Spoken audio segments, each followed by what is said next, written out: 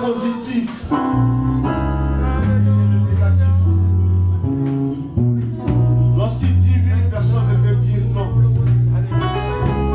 Lorsqu'il a élevé, personne ne peut abaisser. Lorsqu'il a déclaré, personne ne peut contredire. Lorsqu'il a béni, personne ne peut maudire.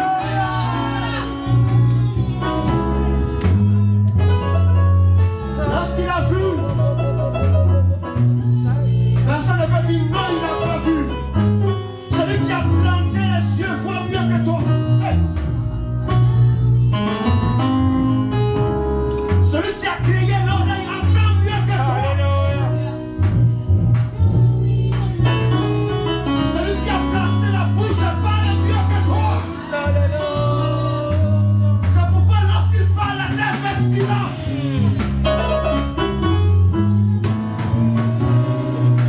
Il n'a point un arme pour mentir. Il est fils d'un humain pour se repentir ce que sa bouche déclare. Sa main est là pour l'exécuter. Il est le oui, il est la main. Il est la confirmation. Il est la lumière faite chair.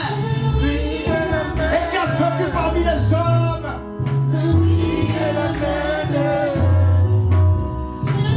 Il est Dieu par le conseil de sa propre volonté. Il a tout créé. Le ciel à son trône, la terre à son marchepied. Même tes ennemis, c'est lui qui les a créés.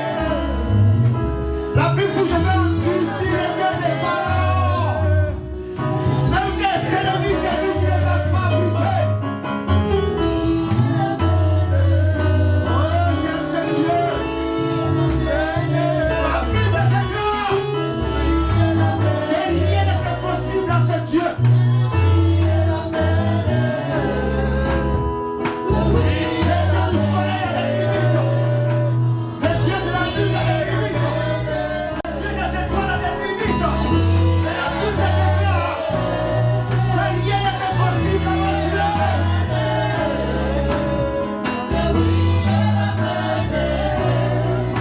Il connaît ta situation. Il sait ce que tu traverses. Il sait ce que tu me dis avant que tu aies parlé. Oh, il est Dieu. Oh, il est Dieu. Oh, il est Dieu. Oh, il est Dieu. Oh, il est Dieu. Oh, il est Dieu.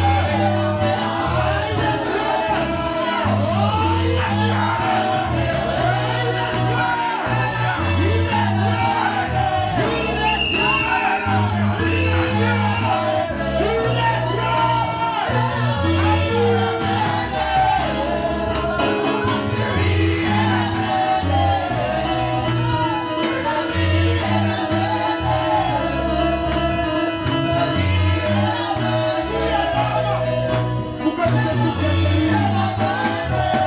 Il est Dieu. Heureusement qu'il n'est pas un homme. Heureusement qu'il n'est pas un homme. Heureusement qu'il n'est pas un homme. Il est Dieu. Aïe.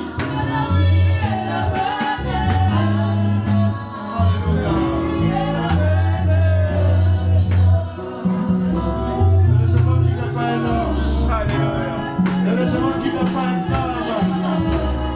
Heureusement qu'il n'est pas un homme. Heureusement qu'il n'est pas un homme pour me tromper. Heureusement qu'il n'est pas un homme pour me trahir.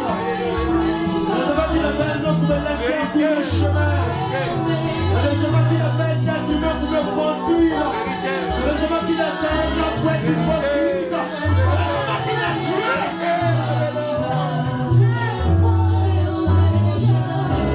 Alléluia.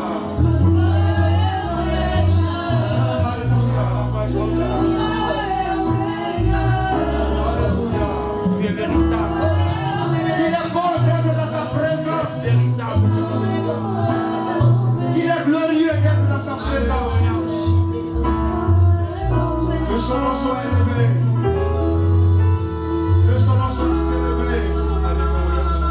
Que son nom soit célébré. Que son nom soit célébré. Que son nom soit célébré. Que son nom soit célébré.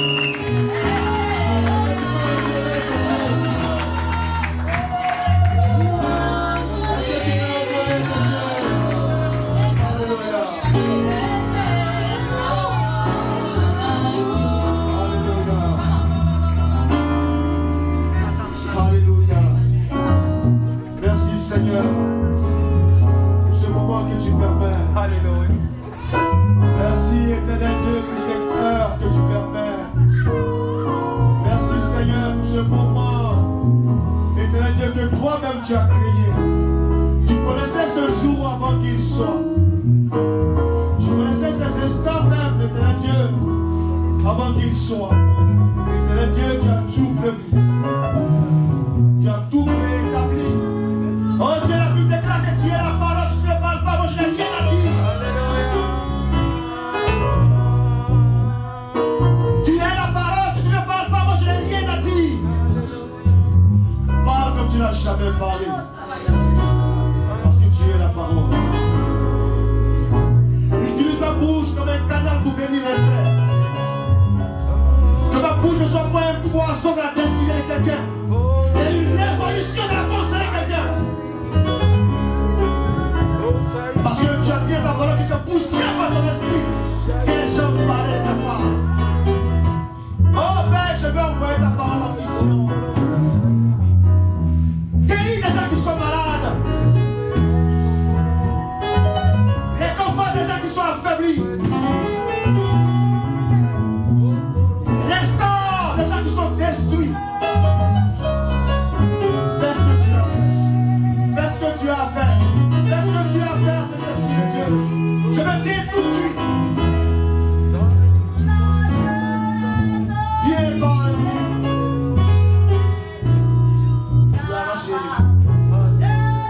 Dieu délivre encore. Dieu délivre encore. L'esprit de Dieu est sur lui. L'esprit de Dieu est là. Ouais, ça vous délivrer. Ça vous délivrer les captifs.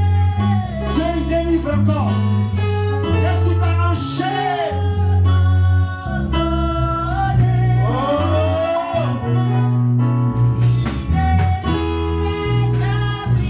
Le cœur brisé. Les opprimés. Dieu est encore capable de délivrer. Qu'est-ce qui s'est enchaîné? Son nom c'est Yeshua Mashiach. Oh!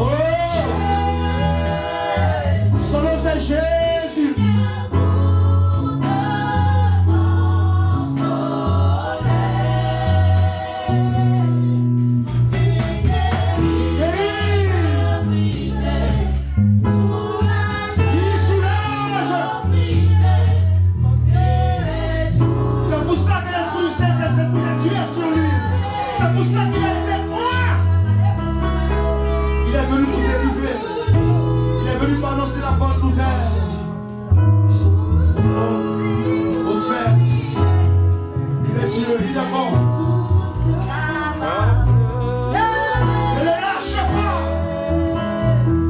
Oh, Jésus-Christ est son nom. Hey, Jésus-Christ est son nom. Il est là pour te consoler.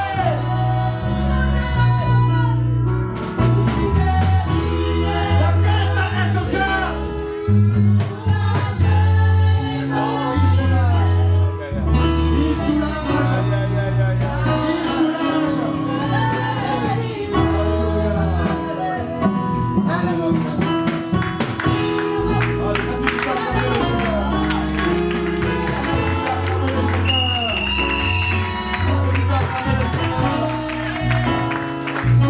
Est-ce que tu peux acclamer bien que ça? Est-ce que tu peux prendre ta Bible? Alléluia. Alléluia. C'est pour ça qu'il a été pour eux. Délivrer les captifs. Annoncer la bonne nouvelle. La Bible dit aux pauvres. La bonne nouvelle qu'on peut annoncer à un pauvre, c'est lui annoncer qu'il va prospérer. Et c'est ce qu'il est venu annoncer. C'est pour ça que l'Esprit de Dieu est sur lui. C'est pour ça qu'il a été mandaté pour changer ta situation. Oh, la Bible dit qu'il est le consolateur. Ton cœur est affligé, ton âme est attristée, l'amertume te ronge, mais il est là pour te consoler. Il va toucher là où tu as mal et tu seras guéri. Il va toucher là où tu te sens pas bien et tu seras transformé. J'ai vu des gens partir de rien devenir quelqu'un par la grâce de Dieu. J'ai vu des gens partir de zéro devenir des héros par la grâce de Dieu. J'ai vu des malades guérir par la grâce de Dieu. J'ai vu des célibataires se marier à des âges imaginés par la grâce de Dieu. J'ai vu des gens qui ne travaillaient pas travailler par la grâce de Dieu. J'ai vu des gens revenir à la vie par la grâce de Dieu. J'ai vu des gens encouragés par la grâce de Dieu. J'ai vu des gens sortis de prison par la grâce de Dieu. J'ai vu des malades restaurer leur cœur, leur corps régénéré de l'intérieur, transformé par la grâce de Dieu. J'ai vu des athées, des non-croyants confesser Jésus-Christ par la grâce de Dieu. Rien n'est impossible à lui. Ouvre ton cœur et laisse-le te parler comme il n'a jamais fait. Dispose-toi et reçois son excellence, le Saint-Esprit. Acclame le Seigneur. Acclame le Seigneur. Acclame mieux que ça. Tiens-toi debout de sa présence, nous allons lire sa parole. Alléluia. Merci Seigneur pour ce que tu fais. Est-ce que tu as ta Bible? Est-ce que tu peux te tenir debout? On va prier, on va lire la parole de Dieu. Gloire à toi, gloire à Jésus, gloire à celui qui est, gloire à celui qui était, gloire à celui qui est définitivement. Béni soit le Dieu d'Israël, béni soit le Dieu d'Abraham, le Dieu d'Isaac et de Jacob. Par son Fils Jésus-Christ qui est mort à la croix, il est devenu aussi moi, mon Dieu. Je suis aussi co-héritier avec le Christ. Parce que je suis victime de sa grâce. Je suis victime de son élection. Je ne sais pas sur quels critères mais il m'a choisi. Je ne sais pas sur quel critère, mais toi aussi, il t'a choisi. Avec lui, il n'y a pas de hasard. S'il a voulu que tu sois là aujourd'hui, c'est parce qu'il a prévu quelque chose pour toi. S'il a voulu que tu naisses dans cette génération, c'est parce qu'il a un plan pour toi. Il ne se trompe pas. En lui, il n'y a point d'homme de variation. Il ne s'est jamais trompé. Il n'a jamais raté sa cible. S'il t'a choisi, c'est parce que tu es son choisi. S'il t'a élu, c'est parce que tu es son élu. S'il t'a voté, c'est parce que tu es celui qui devait voter. Alléluia. Personne ne peut contredire son plan. Il est Dieu parce qu'il est Dieu. Il n'y a pas l'explication. Il est le Père, il est le Fils et il est Saint-Esprit. Est-ce qu'on peut acclamer ce Dieu? Alléluia. Alléluia. Chrétien, tu es trop timide, qu'est-ce qui se passe? Chrétien, tu es trop timide, qu'est-ce qui se passe? Ne me dis pas que tu es rentré ici courbé.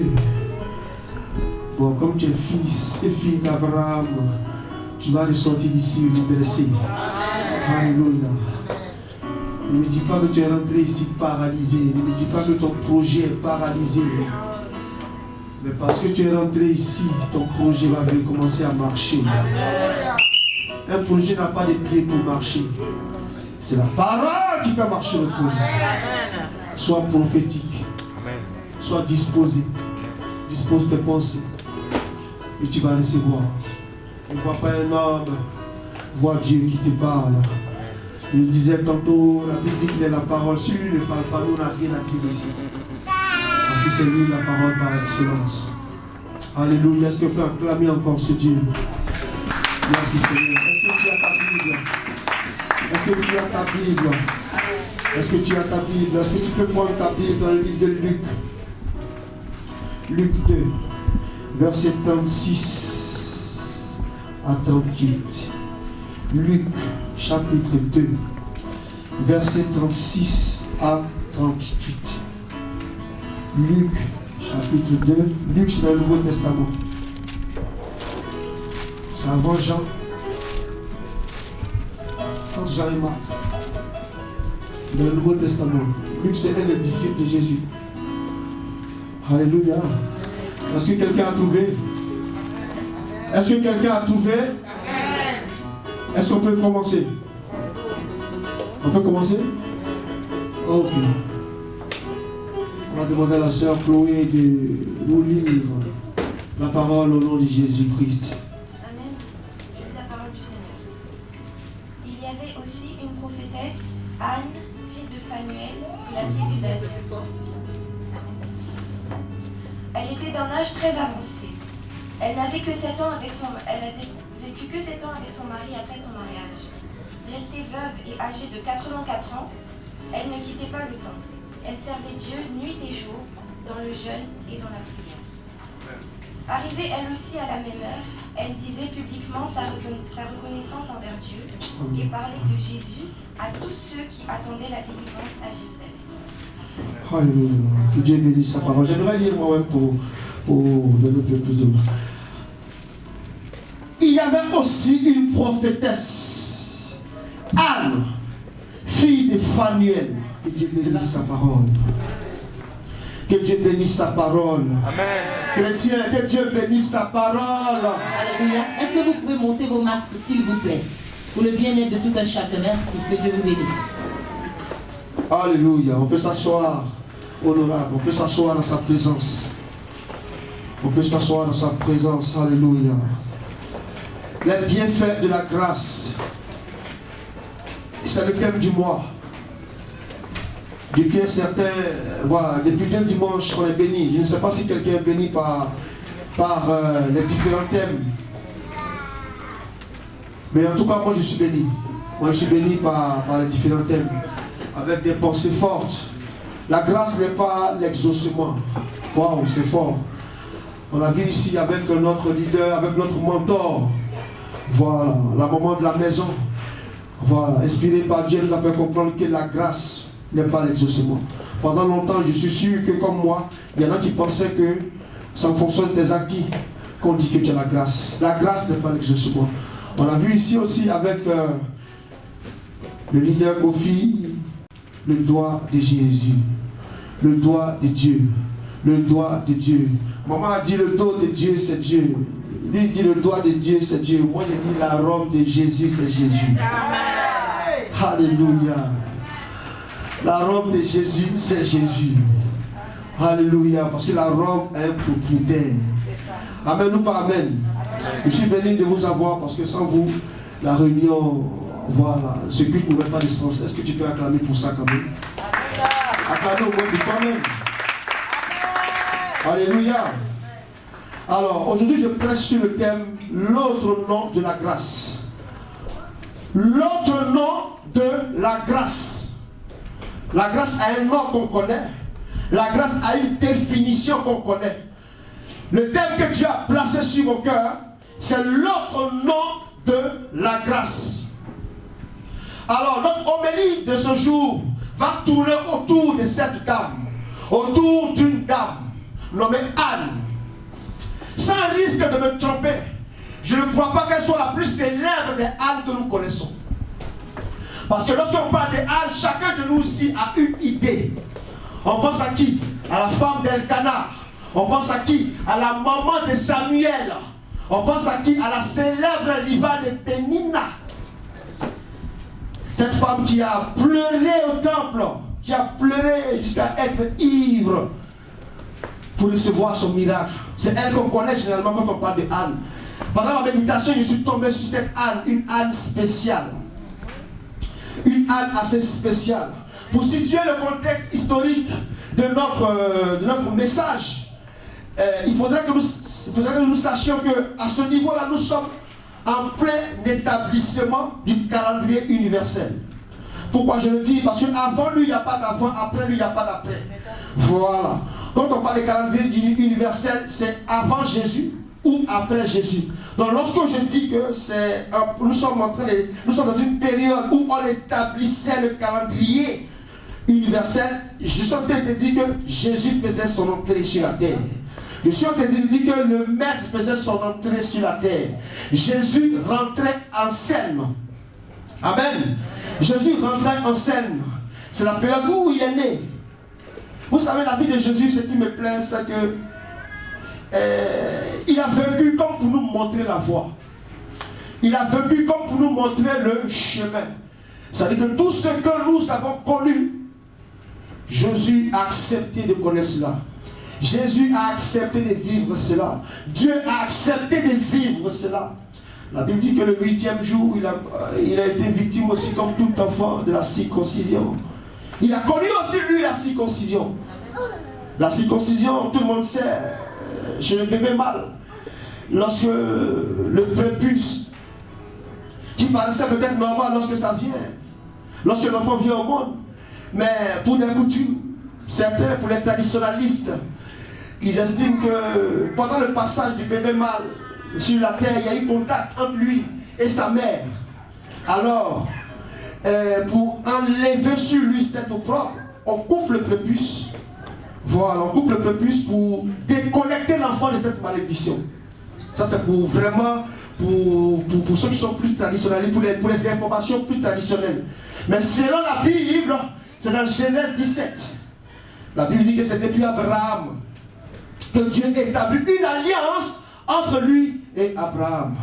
Dieu va demander, je ne sais sur quel, je ne sais pourquoi, mais en tout cas dans quelle intention, il va demander à Abraham de pratiquer la circoncision. Bien-aimé, bien-aimé, bien-aimé, bien-aimé. Jésus avait 8 jours lorsqu'il a connu la circoncision. Isaac avait 13 ans lorsqu'il a connu la circoncision. Frère, Abraham avait 99 ans lorsqu'il a connu la circoncision. Ismaël, lorsqu'il a connu la circoncision. Frère, imagine un instant, quelqu'un qui n'a jamais connu ça. Demandez à ma femme, lorsqu'on faisait la circoncision de mon petit. J'étais là. L'enfant, il a été anesthésié. L'enfant, c'est vrai qu'il bougeait un peu, il avait un peu peur parce que les gens ont mis des masques sur le bouche, il ne comprenait pas, c'était avant le Covid. Il ne comprenait pas, c'était juste ça qui l'effrayait, mais il avait été anesthésié, donc il ne sentait rien. Mais moi, arrivé au moment, je ne sais pas ce qui s'est passé, l'assistante du monsieur, elle est venue, monsieur, venez s'il vous plaît, monsieur, venez s'il vous plaît. Elle m'a fait asseoir, asseyez-vous, respirez un peu, et elle m'a donné du sucre. Parce qu'elle sentait que je tombais dans les vapes. Parce que je ne supportais pas. Ce n'était pas moi qui était en train d'être opéré, mais je sentais ça dans ma chair parce que c'est mon sang qu'on était en train d'opérer. Il avait quel âge? Il n'avait que 2 semaines. Ou je ne sais même plus, 1 mois. Celui dont parle Abraham avait 99 ans. Frère, celui qui a sûrement fait, lui, sa circoncision, il ne l'a jamais fait. Il s'est entraîné sur lui. C'était la première fois qu'il pratiquait cela. Si c'est Abraham lui-même qui s'est auto-circoncis comme mon cousin qui l'a fait au village, après il s'est tué. C'était sûrement aussi la première fois. Bien-aimé, imagine le sang, imagine la douleur dans sa chair. C'est pourquoi je loue vraiment qu'on l'appelle le père de la foi. Parce qu'il faut avoir une certaine foi pour accepter cela. Tu n'as jamais vu, mais tu l'as fait. Parce que la foi collabore avec ce que tu n'as jamais vu. La foi collabore avec l'invisible, avec l'inconnu. Il a fait la circoncision. Qu'est-ce que je suis en train de dire? Je suis en train de dire à un chrétien que la vie chrétienne n'est pas facile. La marche avec Dieu n'est pas facile. Toi aussi tu vas connaître la circoncision. La circoncision c'est quoi? C'est se couper d'eux. Se couper de ce que tu trouvais normal. Tu aimais fumer, tu vas arrêter de fumer. Tu aimais boire, tu vas arrêter de boire. Tu aimes bien les femmes, tu es obligé d'arrêter. Tu aimes couper les gaous, comme on le dit, tu aimes bien pigeonner. Tu es obligé d'arrêter la circoncision. Tu es obligé de couper. Couper avec ce qui te fait mal. C'est lui qui payait le loyer. Je fais comment? Aujourd'hui, je donne ma vie à Jésus, je fais quoi? La circoncision.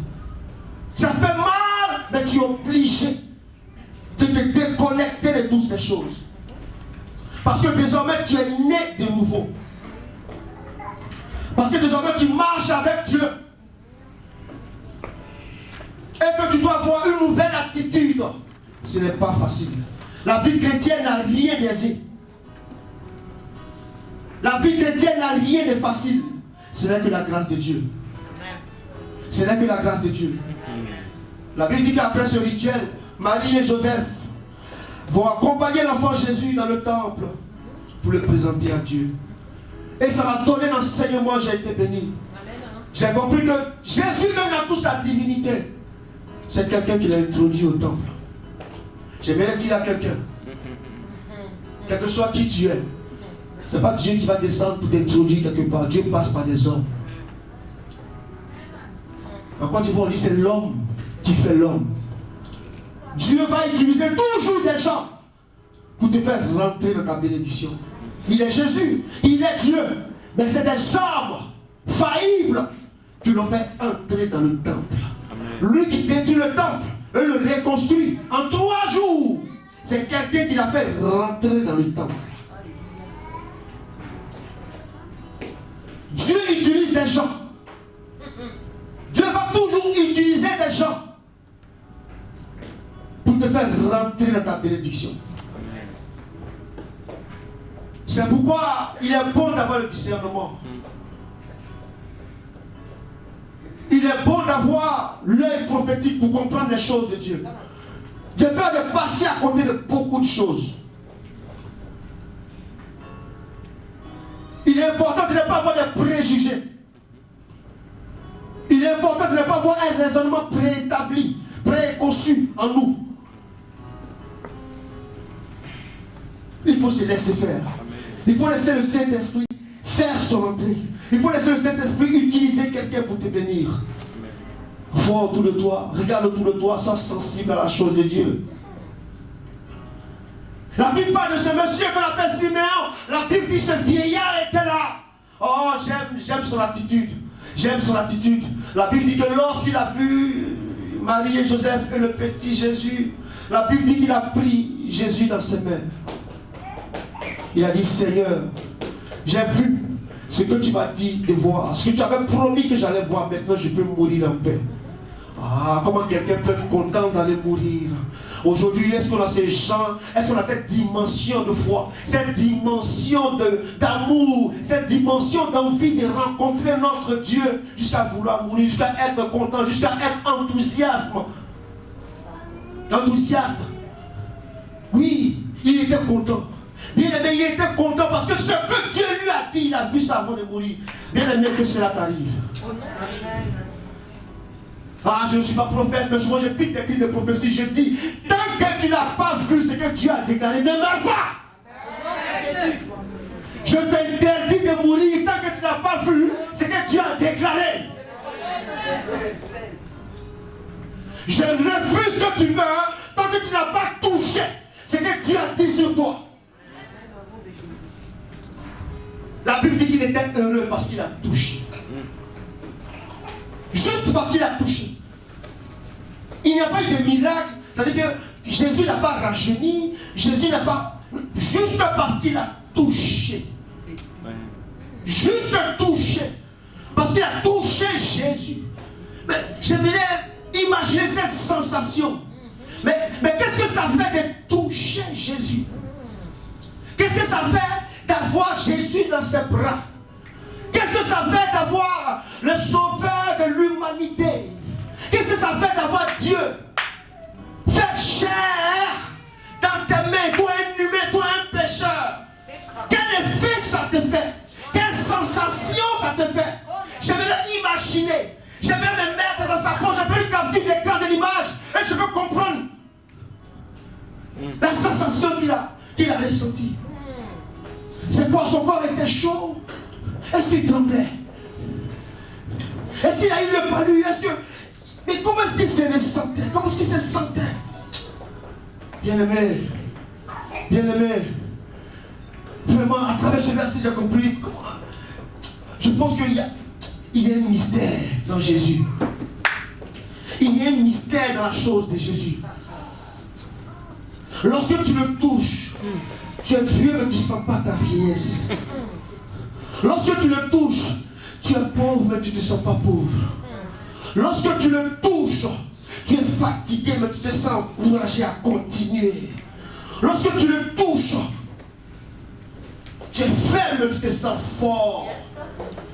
Oh, lorsque tu le touches, tu ne vois pas le temps passer. La Bible dit que c'était un vieillard, mais il a attendu. Il a touché Jésus. Que cela m'arrive. Je ne sais pas pour toi, mais en tout cas que cela m'arrive. Que cela m'arrive. Je refuse de quitter ce monde sans toucher ce que Dieu a prévu pour moi. Alléluia. La Bible dit à ce même endroit se trouvait une femme nommée Anne, qui est vraiment le centre, le point culminant de notre enseignement de ce jour. La Bible dit qu'elle s'appelait Anne. On connaît son nom. Anne, on sait tous que Anne veut dire gracieuse. Ça veut dire la grâce. La Bible dit qu'elle était prophétesse. On connaît sa fonction.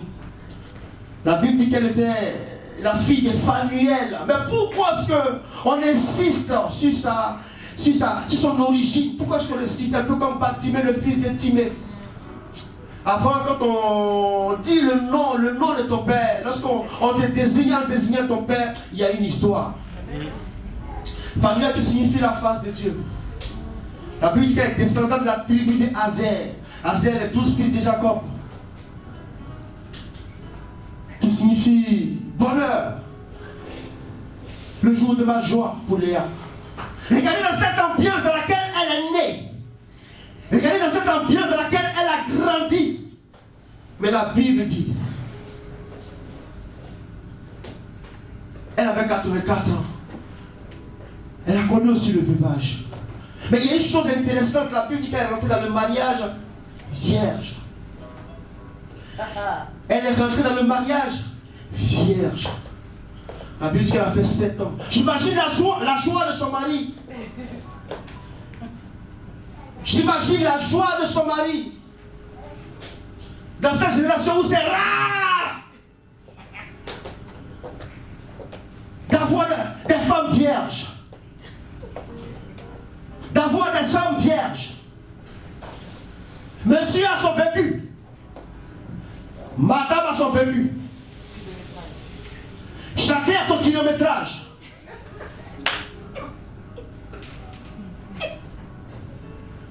Monsieur a un parcours. Madame a un parcours. Oui. Aujourd'hui, dans un monde où la normale est devenue normale, l'impudicité est devenue quelque chose de normal. Est-ce que tu as un copain? Bien sûr, toi aussi. C'est pas une question à poser. Est-ce que tu as une copine? Attends, t'es sérieux là? C'est pas une question à poser. La normale est devenue normale. L'impudicité, l'adultère, l'homosexualité, la pédophilie.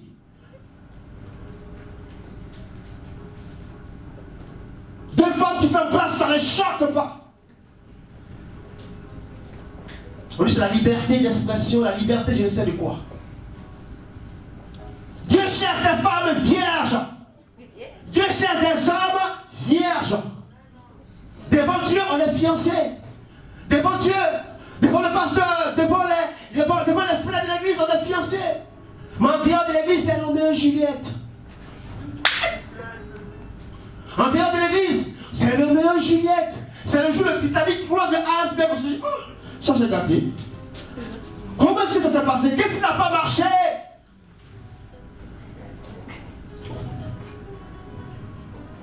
Oui, on peut s'embrasser, mais on ne fait rien.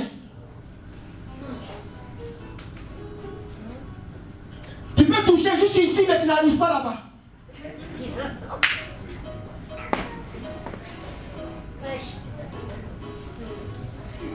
On peut faire jusqu'à ce niveau, mais on n'arrive pas là. C'est-à-dire que c'est moi que tu vas marier, il faut patienter. Dieu cherche des gens vierges. Dieu cherche des personnes vierges. C'est ça. Il faut patienter. Proverbe 30, verset 18 à 19, la Bible dit quoi? Il y a trois choses, même quatre. Oui, qui échappent à l'homme, dit Salomon. La trace de l'aigle dans le ciel, la trace du serpent sur le rocher, la trace du navire dans la mer. J'aime bien la fin. La trace de l'homme chez la femme. La Bible dit quoi? L'adultère.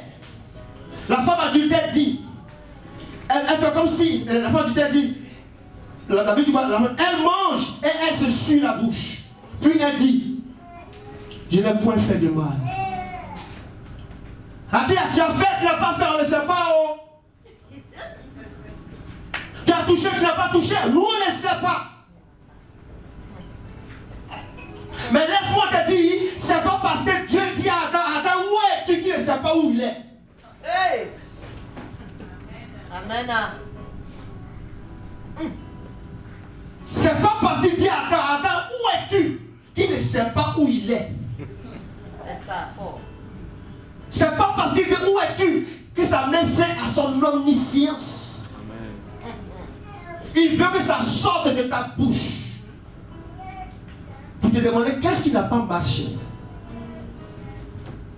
Je ne t'ai pas connu comme ça. Dieu cherche des personnes vierges. La virginité, c'est ce cœur qui n'a pas de contrat. La virginité, c'est ce cœur-là qui est disposé à recevoir Jésus. Qui est disposé à recevoir les enseignements. Il n'y a point d'engagement. Frère, tu ne peux pas parler des mariages, tu ne laisses pas les femmes des gens. Sois vierge. Tu ne peux pas parler de vouloir le travail lorsque tu ne laisses pas les choses au black. Sois vierge. Tu veux que Dieu opère sur les télés. Tu veux voir la grâce de Dieu, la grâce atterrit sur des télés.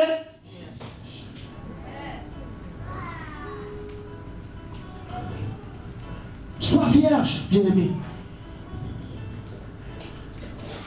Aujourd'hui, on a peur de prêcher ce genre de message, de peur de choquer le peuple de Dieu.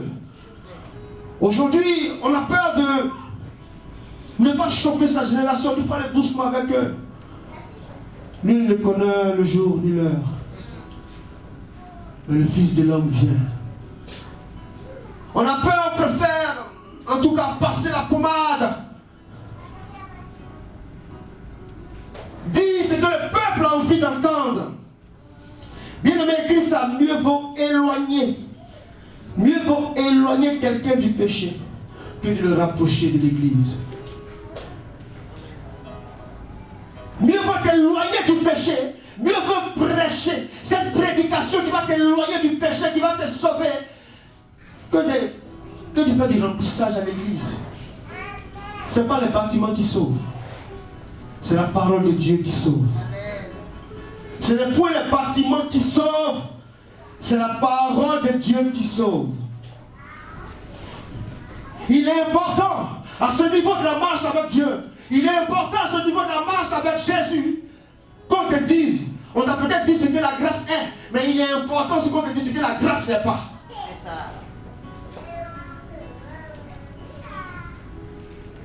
Il est bien aussi qu'on te dise ce que la grâce n'est pas. La grâce n'est pas une récompense. Parce que tu n'as pas jeûné, tu n'as pas prié pour avoir ça.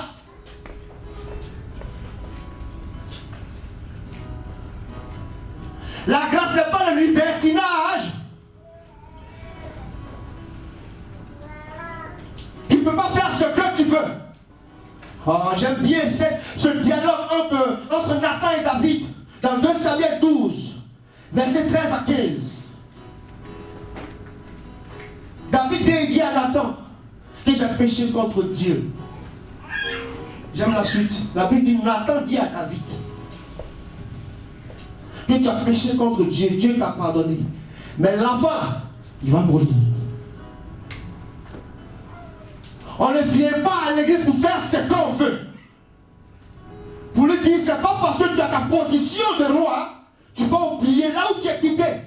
Ça va te permettre de faire ce que tu veux. Tu as pardonné, oui, tu as reconnu tes péchés. Tu t'es repenti, ok, Dieu t'a pardonné. Mais l'acte que tu as posé, tu vas payer. Bien-aimé, n'arrive pas à ce stade-là où Dieu va te faire payer.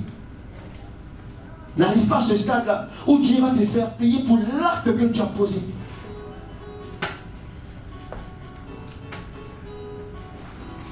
La grâce n'est pas le libertinage. Il ne te croit pas permis de faire ce que tu veux. Aujourd'hui, quand on a tout n'est que grâce, c'est Dieu qui fait aussi, mais ce n'est pas la grâce de Dieu. Frère, David a dit à Nathan, mais Nathan, comme un prophète de Dieu, lui aussi a dit à David, Dieu t'a pardonné, mais le fruit de ton péché, tu vas payer. Frère, que cela ne t'arrive pas. Dieu a voulu que tu entendes ce message, c'est pour ne pas que cela t'arrive. Tu as l'occasion, ma soeur, de te ressaisir. La grâce, elle est trompeuse. La grâce, elle est subtile. À ce niveau, il est important qu'on comprenne que la grâce, c'est différent de la bénédiction. La grâce, c'est différent de la bénédiction. Il est très important qu'on le sache. La bénédiction, elle est conditionnée. Deutéronome 28. Si tu obéis, si tu respectes les préceptes, voici ce qui va t'arriver. Si tu n'obéis pas, que tu ne respectes pas, voici ce qui va t'arriver. Mais la grâce, elle n'a pas de condition. La grâce, elle est plus large que ça. Ça dépend de Dieu. La grâce relève la souveraineté de Dieu.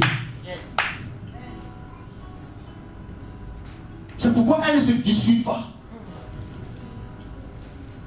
Les hommes diront que ce livre de la loi ne s'éloigne pas de ta bouche. Ok. Mais imagine ma grand-mère qui ne sait pas lire. Elle va en enfer. Imagine mes parents qui ne savent pas lire. Tout ce qu'il faut lire pour être sauvé. C'est pourquoi la grâce vient rattraper ça. Pour dire que car Dieu a tant aimé le monde qu'il a donné son Fils unique, en fait que quiconque, moi aussi ma grand-mère, mon grand-père, mes aïeux, ils ne savent pas lire, ils savent lire, ils sont quiconque donne sa vie à Jésus et qu'il est la vie éternelle. C'est ça la grâce. C'est cela la grâce. Voici le vrai sens de la grâce. Il est important que nous comprenions. Tu me dirais que je prêche l'évangile des colons. Il est important qu'on peut aller au ciel les poches vides. Ah, on me regarde. Mais Lazare, ça existe, frère. On peut aller au ciel les poches vides. Bien aimé, cette dame était veuve. On peut aller au ciel veuve. La Bible dit, elle ne quittait pas le temple. Elle restait dans le temple.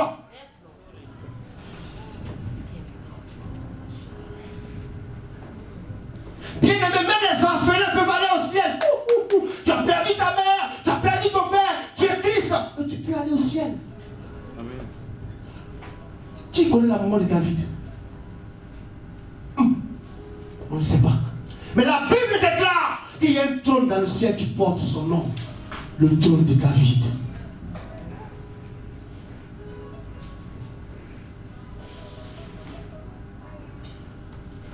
Comprenons différemment la grâce. Arrêtons de venir à l'église avec notre menu.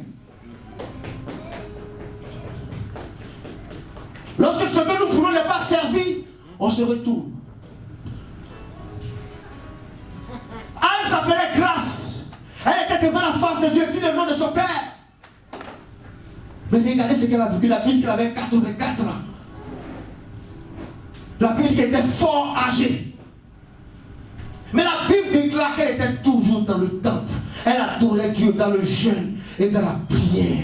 Mais quels sont ces chrétiens bébés qui viennent lorsque, s'il n'y en a pas, on retourne. Aujourd'hui, on s'approche de Dieu comme on s'approche du marabout. J'ai acheté le poulet vert. J'ai donné l'argent que tu m'as demandé. Si ça n'a pas marché, je change de marabout. C'est différent la démarche avec Dieu, frère. La démarche avec Dieu est différente. La démarche avec Dieu, elle est différente.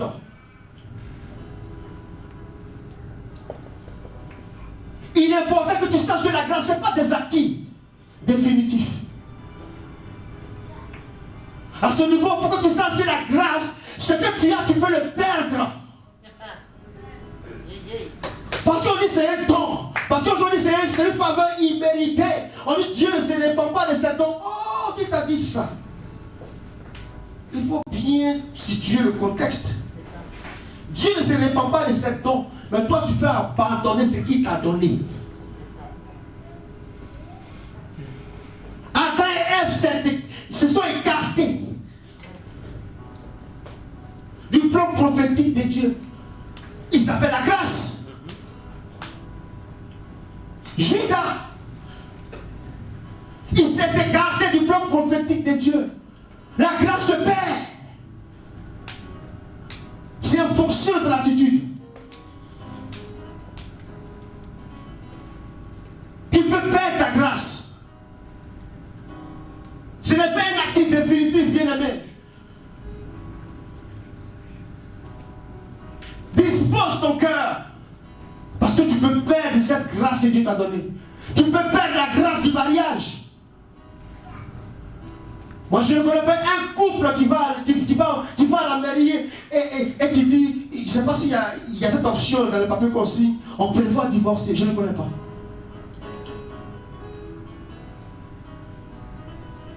Mais qu'est-ce qui n'a pas marché pour que cette grâce-là vous échappe?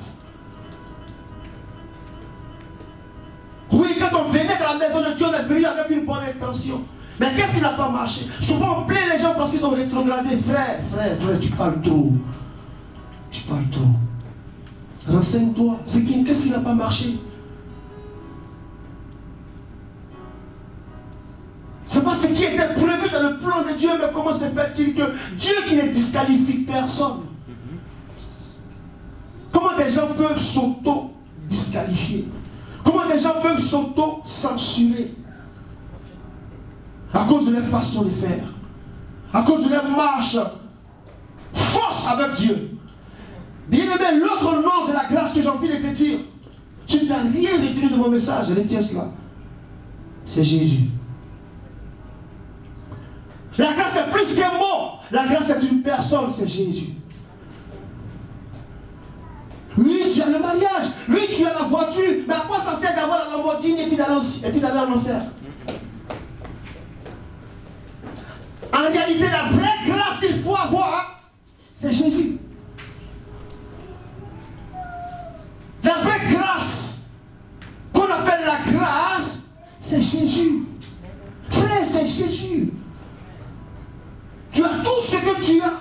Si tu n'as pas Jésus, tu n'as rien. Il est important qu'on le dise. Oui, tu as le mariage, oui, tu as le mariage, tu as la voiture, tu as le bien-être, tu as le confort humain, tu as le regard, le respect. Oui, tu as l'autorité, tu as la position. Mais après tout ça, si tu n'as pas Jésus, si tu n'as pas Jésus, qu'est-ce que tu fais? Lorsque tu as cette révélation, tu te rends compte que Jésus, ce n'est pas une option, c'est une obligation. Ce n'est pas une option, c'est une obligation. La grâce dont je parle, c'est Jésus.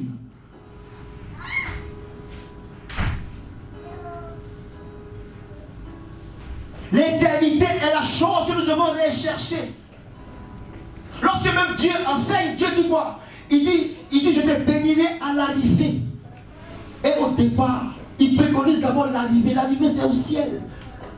D'abord l'arrivée. Donc pendant que tu vis sur terre, il faut projeter où est-ce que tu vas atterrir pendant que tu vis. Pense dans ta tête où est-ce que tu vas atterrir. Remarquez. Dieu dit l'arrière-saison et l'avant-saison. Dieu s'intéresse toujours à ton point de chute. Ton point de chute. C'est en cela que nous recherchons la grâce. Et Anne l'avait compris.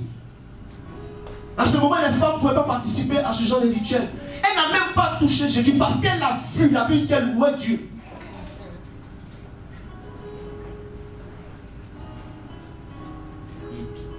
Aujourd'hui, on parle d'Anne, une Anne qui a connu la grâce de porter un enfant dans son ventre. Ok. Elle a eu un enfant dans son ventre. Ok. Mais elle n'a pas vu Jésus. Elle a eu Samuel, félicitations pour elle. Mais elle n'a jamais vu Jésus. Elle qui avait le ventre vide. Elle qui n'accouchait pas. Elle de qui on se moquait. Tu as 80, tu as 81, tu as 82, 80. Mais qu'est-ce qui se passe? Tu ne te maries pas?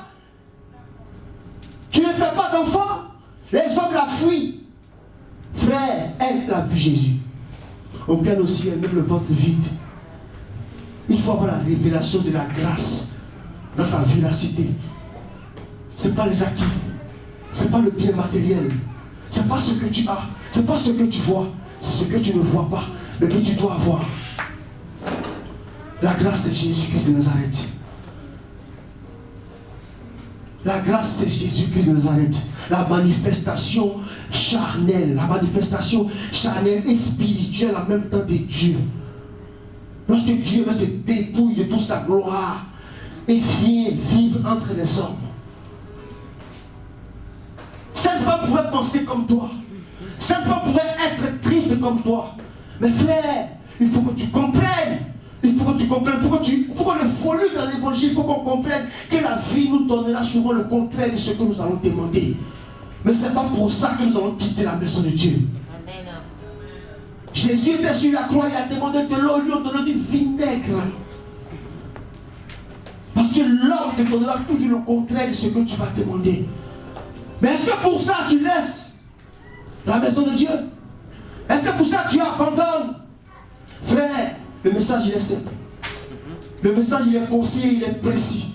La grâce dont on parle, au-delà de tous les jeux de mots, tous les micmacs que nous allons faire avec, en tout cas, comment est-ce que l'Esprit va nous conduire? Frère, la vraie grâce c'est Jésus-Christ. La vraie grâce c'est Jésus-Christ. Un peuple qui meurt sans Jésus, c'est compliqué. C'est C'est pourquoi on le dit toujours. Le fait de connaître Jésus est une grâce. Parce que si la Bible dit que c'est par lui qu'on est sauvé, et je ne le connais pas, imagine. Et c'est cette voie que Jésus est venu nous montrer. C'est ce chemin qu'il est venu nous montrer. Par la circoncision, où nous allons nous déconnecter de beaucoup de choses. Par l'abandon de beaucoup de choses. Lorsque Jésus est à la croix, c'est le symbole, c'est la symbolique de l'abandon total. Parce que ses mains sont comme ça. Il n'est pas libre de ses mouvements. Lorsque tu es dans la maison de Dieu, tu n'es plus libre de tes mouvements. C'est Jésus qui gère tout. Amen.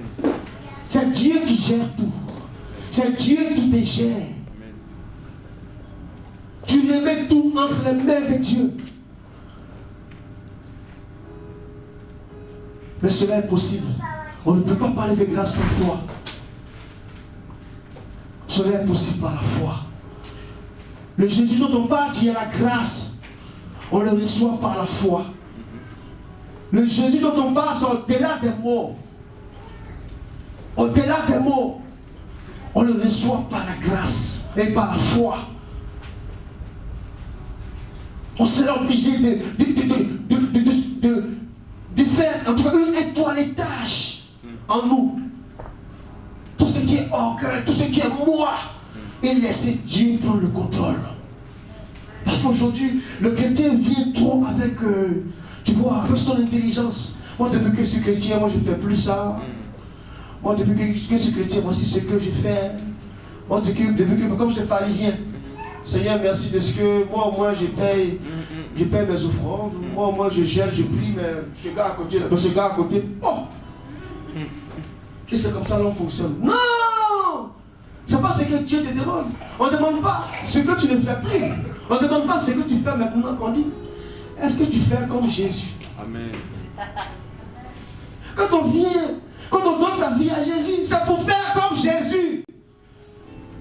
C'est pas pour faire comme toi tu ne fais plus. On se donne bonne conscience. Ben je ne fais plus ça, je ne bois plus, je ne fume plus, je ne cherche plus. Frère. Il y a des gens qui sont dans le monde qui ne fument pas. Il y a des gens qui sont dans le monde qui ne boivent pas.